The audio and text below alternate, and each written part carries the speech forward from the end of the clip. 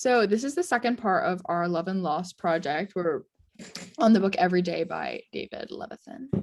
So the second half of the book was obviously really interesting. You know, we finished it and we kind of saw how it all ended. And I think it was really interesting the way like A left things off with Rhiannon and you know whatnot, and how Reverend Poole kind of came into the scene as something as someone a little bit like scarier. So I was just wondering, so a question that came to my mind when I finished the book immediately, I was thinking like, how do you think that Rhiannon knows it's A whenever she sees other people? Because, you know, no one else has ever been able to recognize him. And I think it's just really interesting that she was always able to tell and like walk over and talk to him immediately. It kind of made him feel like a little bit of a more regular person. But I was wondering how you thought that she always knew. Yeah, I think that's definitely an interesting point because, but if you think about it, like they have this really unique and special bond because, Rhiannon, like obviously you read the book through the eyes of A and like how he switches bodies and he always sees Rhiannon as this one person who looks the same and acts the same every day. However, in her eyes, if the book was from her perspective, everything would be completely different because every day she's met with this new person who looks completely different. But I think the thing that is always consistent is his personality. And I think Rhiannon said in the book multiple times, like, A was always like, oh, like, how do you know it's me or and stuff. And Rhiannon would always say, it's your eyes. It's like the way you would look at me.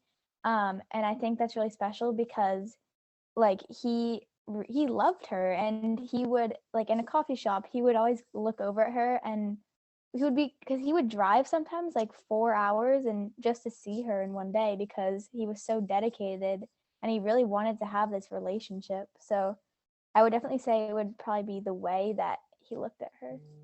Yeah, I think that also definitely shows that her relationship with A was a lot more real than her relationship with Justin because you know she never said anything about Justin looking at her like that. And so another question about A and Rhiannon, because I was really interested in their like you know story throughout the whole book.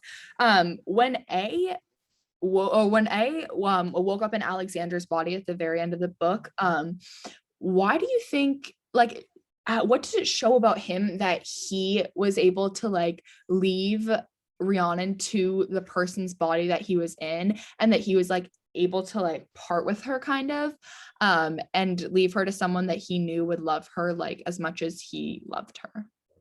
Yeah, I think that's interesting because um as you see like through the book, there's some bodies where A wakes up and he's like, today is not going to be a good day. I don't really like this body that I'm in right now.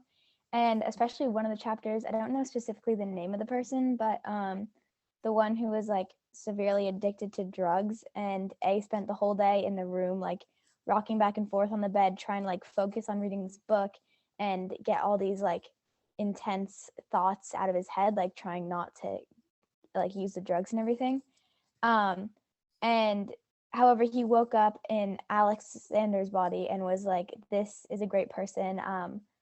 He had great friends. He like all the memories because A can like recall all those memories, like happy. And I think he by the end because that was at the very end of the book, and by that point, I'm pretty sure A had kind of accepted the fact that even though Rhiannon loved A and A loved Rhiannon, that it was kind of impossible for them to be together.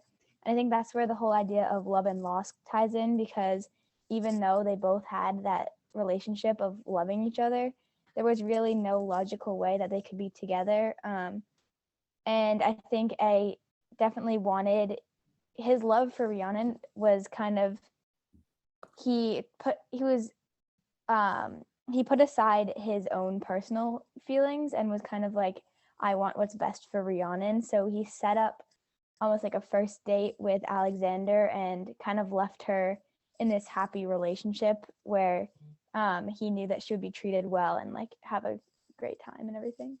Yeah, and I think that really does attest to like how much he loved her that he was able to let her go, like the love and loss, you know, the whole theme of the project. So for my last question, I was thinking because so you know how at the end of the book, obviously Nathan like arranges a meeting with him and Reverend Poole, and we find out that Reverend Poole kind of like is maybe like A in a way, like that he knows how to stay in a body for more than one day because we clearly see he like oddly knows a lot about A's condition, whereas no one else really ever has. So why do you think A decided that was like not right? And why do you think A like decided to run away from that? Like, do you think it was because, he just couldn't hurt the person that he was like, whose body he was in? Or like, what do you think, was the reasoning? Well, I think it's definitely interesting because like that kind of brings us back to one of the questions we had in the first half of the book, which was like, how many other people do you think were like A, or if there even was anyone else? So I think he was kind of shocked, and he was definitely interested. That's why he came, because Reverend Poole is such a unique person, because this condition that A and Reverend Poole has is very rare, and he definitely wants to find out what's happening and just even understand more about himself, because he's never really been able he's only really told Rhiannon about this. So it would be kind of he was really interested to see if he could have a conversation and really understand who he is. But I think it didn't really go exactly how he wanted it to. I think Reverend Poole was a little like aggressive almost. He was kind of abusive. And I think he just kind of felt really scared in that situation. And A was kind of like, obviously he wasn't in his own body, so he didn't want, I think at one point Reverend Poole was like lashing out at A, and he was kind of like, well, I want to protect this person's body I'm in, and I don't want anything like dangerous to happen to them. Um, but also I think he was a little scared of what the future may hold, because Reverend Poole seemed to oddly know a lot about this topic. And I think he was kind of scared to face the facts. Like, he may figure out what he's been dealing with for the past 16 years of his life. And if Reverend Poole maybe did have an answer and he would know how to have a live like a continuous life, with like their lasting relationships, then I don't know, maybe A was scared to just face the facts and live that normal life, because he's been so used to having the day-to-day changes that he's been having. Yeah, no, I definitely agree. I think that like he was also worried that, if he was able to stay in one body for more than one day, like he would be taking away too much life from the person's body who he was in. And he just didn't feel like that was like morally right, basically. And I also think Reverend Poole, probably didn't go about it in the best way to actually get him interested, and rather got him a little worried. Yeah. Which kind of It's led also just interesting to think because um A has never, he's always had this like worry that he's going to mess up the person's life he's in, or like he always has to be careful with his actions because there's severe consequences, because he doesn't, it's not his life. Whereas if Reverend Poole did have like the answers and A was able to live his own life, I feel like that would take a lot of adjusting too, because there's so many things that would change. And that kind of leads me into the next question I had, which was like, are you satisfied with how the book ended, or was there something else you maybe wanted clarified or anything Yeah, like that? so I thought the book ending was really interesting. Like I definitely didn't see it coming, that because I obviously honestly I was satisfied with the way it ended, but it wasn't like my personal like choice route, for the way it was should have ended. I think I would have obviously loved if A and Rhiannon had been able to stay together and had been able to, figure out a life together. But I also get it's really difficult. I feel like as a reader, I kind of wanted to know more about A's condition, and I was like kind of interested in, the conversation that he would have had with Reverend Poole, instead of just him running away. Like I kind of wanted to know what was actually happening. But I did definitely like the part where he left Rhiannon to Alexander, because he knew that Alexander would like love her the way that he loved her. And I just thought that was really sweet. And I thought it was a good way to like end the book and show that he loved her without actually keeping them together. Because I guess I honestly, I mean, looking back, even though I wanted them to be together, it definitely wouldn't have been possible. So I think this is another like good way to show that how much he loved her. But I definitely would have maybe liked a little more from like Reverend Poole, and like what the actual condition, kind of was, and how to stay in a body for more than one day. Yeah, and I think that definitely ties into like the whole theme of love and loss. Like, these books aren't necessarily super satisfying happy endings and everyone gets what they want. I think it's kind of like accepting that you're gonna have to settle with your circumstances, and A isn't gonna be able, it's not sustainable. Like, that's not really something that they can achieve. So I think he just wanted the best for Rhiannon. So I think that was definitely a good way to end the book. Um, But just thinking back, like, do you think it was a smart choice to tell, like, to open up to Rhiannon? Or, like, how do you think the book would have been different if A had just kept the secret to himself? Yeah, so I feel like, well, at first I feel like he opened up to Rhiannon because, he loved her. He really did. And he really saw something in her that showed him that he could trust her.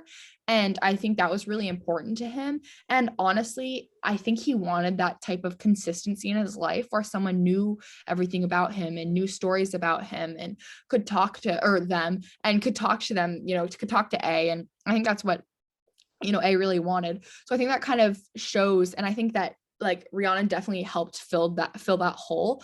But I think it was kind of difficult because it also led to, the failure at the end and like them kind of leading like them kind of, not being able to finish their relationship ever or really fully complete it. I'm sorry, what was the second part of the question?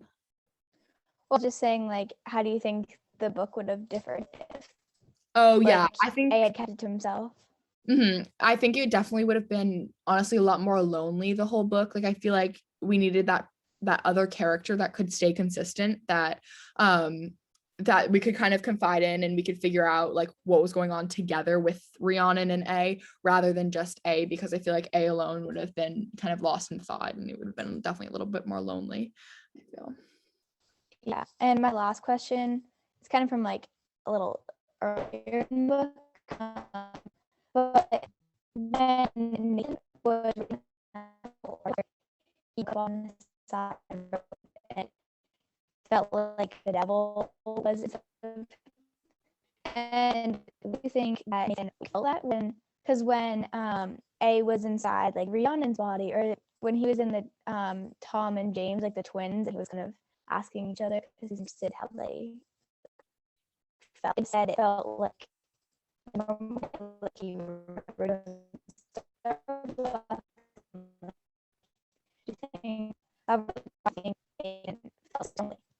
or like why and Yeah. why like he felt the need to write this whole article and like really make people Mhm. aware of the situation. Yeah, so you were cutting out a lot, but I think just to clarify, I think your question was like basically what Nathan like why did Nathan pursue his story with A so much more than everyone else who's ever inhabited his body? Just to clarify, like for the recording. So yeah, so I think that's a really good question. And I think that honestly, I think it might have been because we kind of realized throughout the book that A was able to kind of at the end of the day like create a reality that the next person would wake up to the next day and kind of really like shape the memories of the day that he lived in their body for. And so with Nathan though, I think just the abruptness of the way that A's day with Nathan ended. I think A like going to that party, but then just being so sidetracked by Rhiannon and like their relationship and his love for her. Like I think he was just really like he was really not like ready to like create that reality. And I think that maybe the emotions also that he was feeling were like so strong towards Rhiannon that he couldn't cover them up in like a false reality. So when Nathan woke up the next day, like he remembered the emotions, which I feel like is not something that happened with a lot of other of the people's bodies that A inhabited. And I feel like that's what made Nathan really pursue the story, because he wanted to figure out what was happening, because he had never felt like emotions like that intense love before or anything like that, which kind of made it a lot more interesting to him and a lot more like wanting Nathan wanting to pursue what was going on and like wanting to understand it. Yeah, and I think also like woke up on the side of the road in a car, and I think Nathan's personality was very nerdy, and like he wasn't a person that would go to parties and stuff. But I think that was also the day that A had just met Rhiannon and like, really fell in love. So he was willing to drive like an hour and a half to go to that party and really make that conversation with Rhiannon because he wanted to get closer and he really wanted to continue that friendship that they had. But yeah, that's a good point. Yeah, Um, so I think those were all the questions. So that is our Love and Lost project. Yeah. yeah.